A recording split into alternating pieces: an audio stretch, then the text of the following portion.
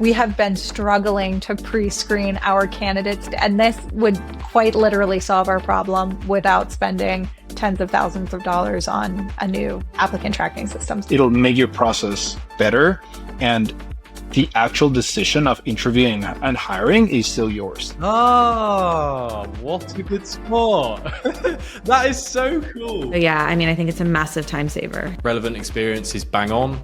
Location fit is bang on the nose. I think that's a brilliant summary. So basically what I did is I gave a mix of high, medium, and low candidates, and that's exactly how I would have graded her. I really like this screening AI agent, not for picking the right candidate, but for saying no to the ones at the bottom. I definitely trust this thing. It'll just make your time more efficient. It quite literally would solve something that is keeping me up at night.